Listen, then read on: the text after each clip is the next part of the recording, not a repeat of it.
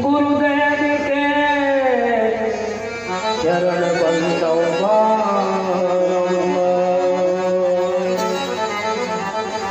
भगवत्सल भगवान की, श्री हनुमान जी महाराज की, श्री सप्तमी महायज्ञ की, समस्त यज्ञमानों की, समस्त कथा श्रोताजनों की जय जय श्री राधे।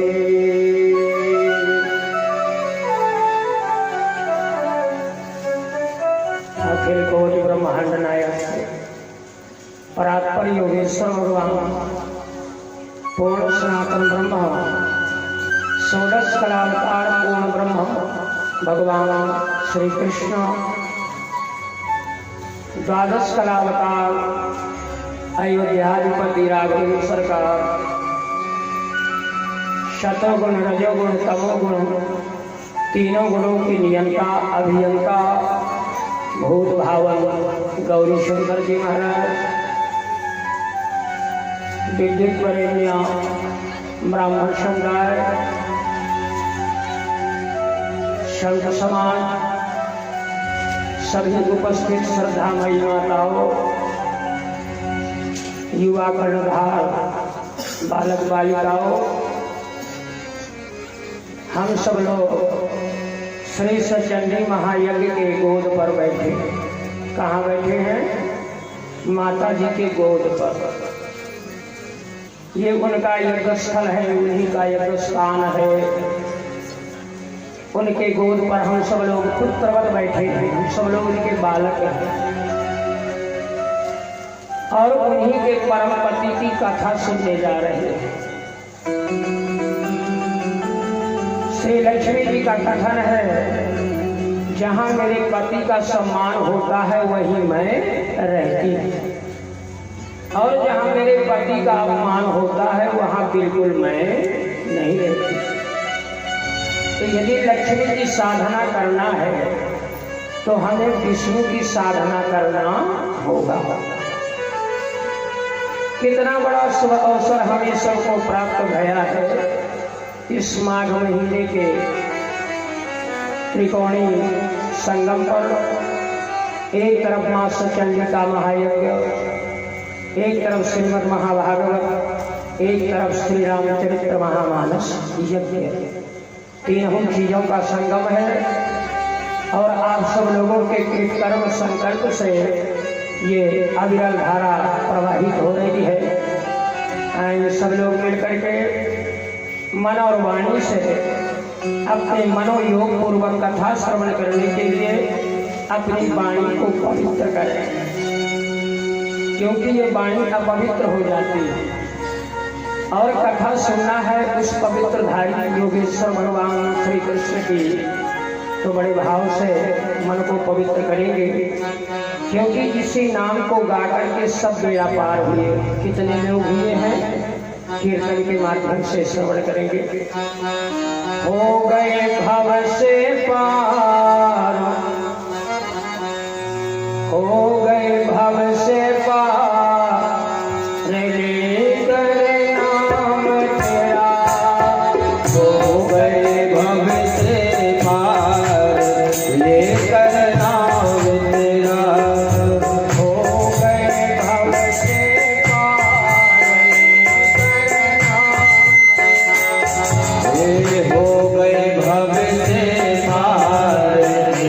लेकर नाम तेरा, नाम तेरा, नाम तेरा,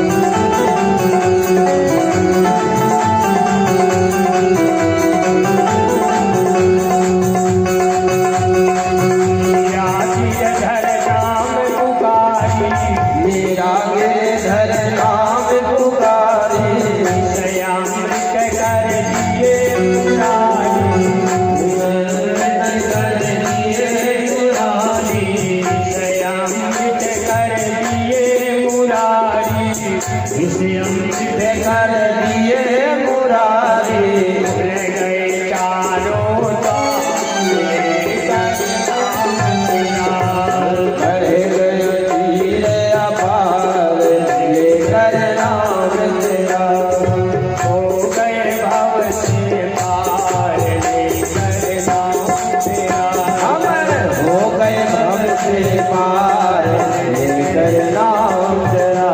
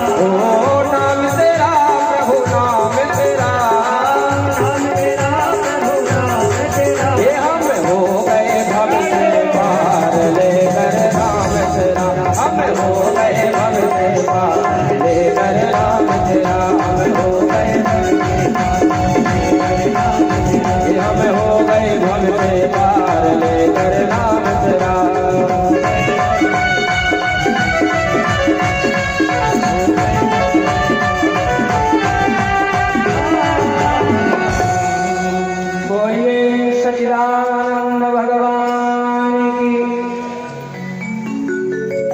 जयकार नहीं बोलते। जयकार एक वेद ध्वज में है। जितनी शरीर में ताकत हो उतने भाव को लेकर के भगवान को पुकारिए, भगवान तभी सुनते हैं। जयकार में सो जाते हो, लगता है कि हमको है ही नहीं। भागवत में सुनते आ रहे हो कि जिससे जो बने वही सेवा करे। धनी पुरुष आवे धन से सेवा करे, ज्ञानी पुरुष आवे ज्ञान से सेवा करे, निर्धन पुरुष आवे अपने हिसाब से निर्धनता की सेवा करे। ये आश्रम है, आए और श्रम करें, श्रम अर्थात परिश्रम। बोलिए भागवत भगवान की। चलो लगभग ठीक है। ओम नमो भगवते वासुदेवाय गोविंदाय नमो नमः। प्रणत क्लेशनाशाय गोविंदाय नमो नमः। श्रीमद्भागवत कथा प्रारभ्यते सावधान तनया। श्रीमद्भागवती वार्ता स्वास्थाने तिष्ठ। भागवत कथा मनोयोग पूर्वकम शृणोति। श्रीमद्भागवत के कथाकार पांडुनंदन अभिमन्यु पुत्र परीक्षित श्रीमद्भागवत कथा के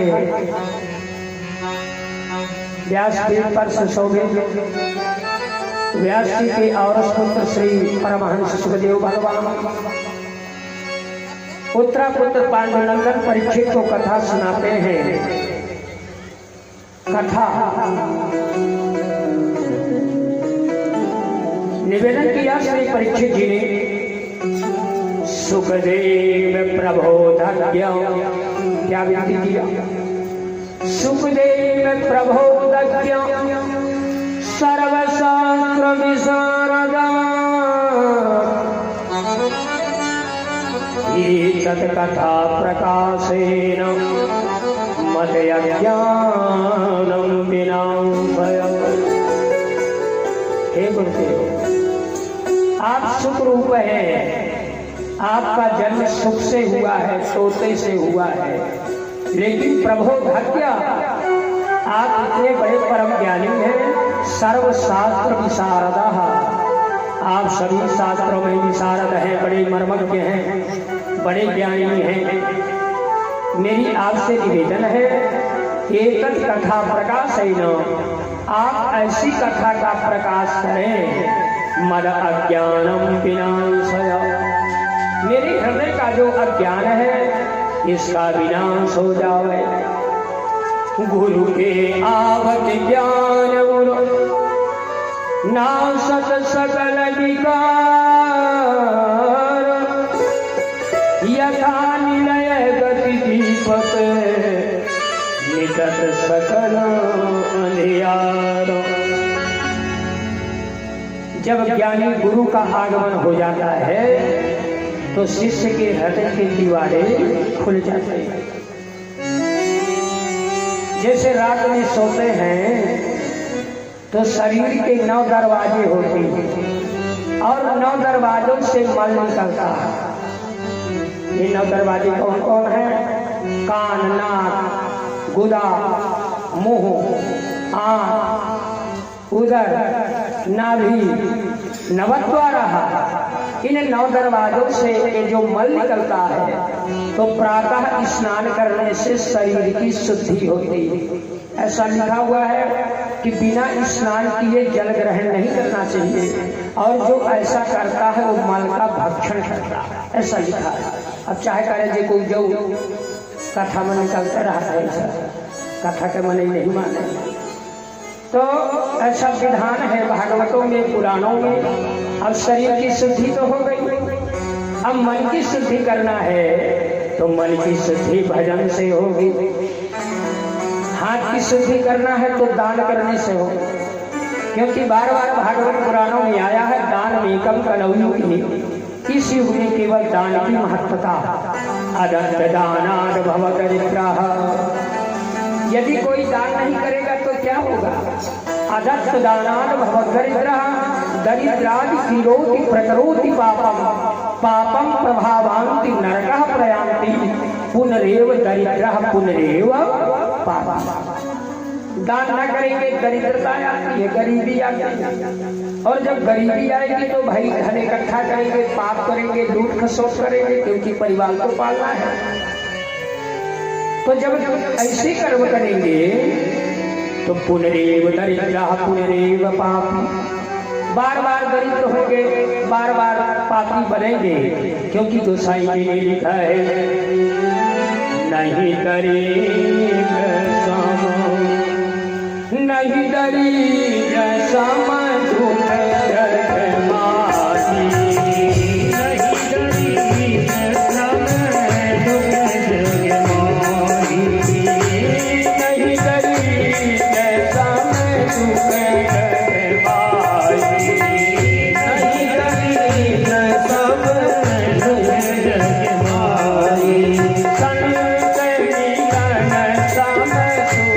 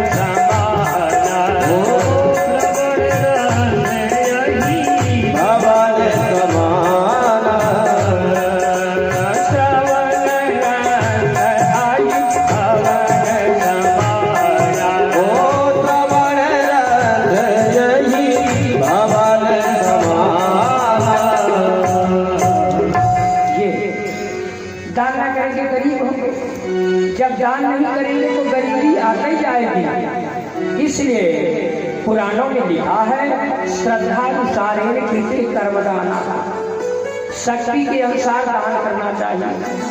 शक्ति के अनुसार एक सेठ जी थे, मंदिर में जाया करते, अकेले जाते थे, बेचारे गरीब थे, शरीर से दुर्बल थे, मंदिर में जाएं, महंत जी झाड़ू लगाया करें, सेठ जी बैठ जाए। कुछ दिन के बाद इनको एक मोटे सेठ जी और मिले। बोले भैया कहाँ जाया करते हो? बोले हम मंदिर जाते हैं। क्या करते हो मंदिर में? बैठते हैं मंदिर में। बोले हमको भी ले चलो। बड़ा धनाढ़ था, बड़ा मोटा था शरीर से। अब दोनों जाने लगे। गुरुजी झाड़ू लगाया करें, बटोरे तो दोनों बैठे रहे। तो जो दुबला था वो कहा करे क्या बताएं गुरुजी, अगर शरीर में बीमारी न होती तो झाड़ू हम लगा देते, लेकिन असहाय हैं, क्या करें। गुरुजी कहा बैठे कोई बात नहीं। अब मोटा बोला करे क्या बताएं गुरुजी, कुछ सेवा करते लेकिन शरीर बड़ा मोटा है, उठ नहीं पाते। मन तो पड़ता है कि बाहर दे, लेकिन बड़े मोटे हैं। अब रोज गुरुजी सुने। गुरुजी ने कहा देखो बदमाशों को कि जो जिस लायक है उस लायक सेवा नहीं करते। एक दिन गुरुजी दोनों को बुलाए, बोले दोनों इधर आओ, जो जिस कार्य के लायक हो वो करो ना भाई। तुम धन के लायक हो, धन की सेवा करो, और तुम यदि तन से गरीब हो, तन से रोगी हो, तो अपने ही साथ की सेवा करो, श्रद्धा की सेवा करो। अब मोटे हो लेकिन धनी हो तो धन की सेवा करो ना। वो बोला करे क्या करें गुरुजी, मोटियार हो गए हैं, भैंस का खूब दूध पिए, मोटा हो गए, चल नहीं पाते। नहीं जरूर कुछ सेवा करो। बोलो सच्चिदानंद भगवान की। आज श्रीमद् भागवत के चतुर्थ स्कंद की ओर चलते हैं, जिसमें मनु की कन्याओं के वंश का वर्णन है। यज्ञ आदि भगवान के अवतारों की कथा है। एक एक बूंद भागवत का कोटिशः मुक्ति गति को प्रदान करता है। निवेदन किया गुरुदेव हमको कथा सुनाइए, प्रश्न किया। अब गुरुदेव ने कहा मनोस्तु सतरूपाय कृष्ण कन्याश्च जगीरे आपूर्तिं देवहूतिश्च प्रसूरिति विश्रुता। परमहंस गुरुदेव ने कहा परीक्षित, मनु की 3 कन्याएं थी। 3 कन्याओं में आपूर्ति, देवहूति और प्रसूति। तो देवहूति का चरित्र तीसरे स्कंध में कहा गया, जिनके पुत्र कपिल जी हुए और श्री कपिल जी ने अपनी माता देवहूति को खूब ज्ञान दिया, बहुत समझाया। माता देवहूति ने अपना गुरु बेटे को मान लिया। देखो जो शिक्षा देवे, जो भगवान से मिलावे, उसी को गुरु कहते हैं। गु माने होता है अंधकार और रू का अर्थ होता है प्रकाश। जो अंधकार से प्रकाश दिखावे उसी को गुरु कहते हैं। गुणान इति गुरवा, जो अवगुणों को छिपा करके गुणों का प्राकट्य करे उसी को गुरु कहते हैं। मेरे तो आधार श्री गुरुदेव के चरणारविंद, मेरे तो आधार श्री गुरुदेव के चरणारविंद, मेरे तो आधार श्री गुरुदेव के चरणारविंद, मेरे तो आधार श्री गुरुदेव के चरणारविंद, देव के चरणारविंद, गुरुदेव के चरणारविंद।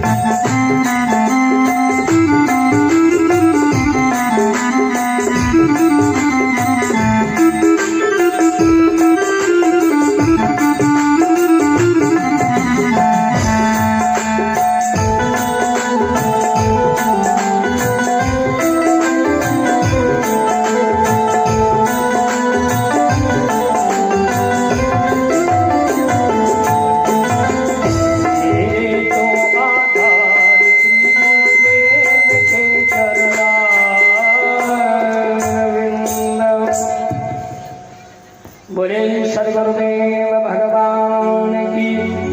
मनोस्तु शत्रुपायां कृष्णकन्यांश जगिरे आपूर्ति देवहूतिश्च प्रशूरिति श्रुता। महाराज मनु की 3 कन्याएं रही। देवहूति का विवाह करदम से किया। करदम जी ने अपने प्यारे पुत्र भगवान कपिल को पाकर के माता जी ने स्वयं अपने पुत्र कपिल को गुरु बनाया, बेटा को गुरु बना दिया। जो ज्ञान दे, ज्ञान क्या है?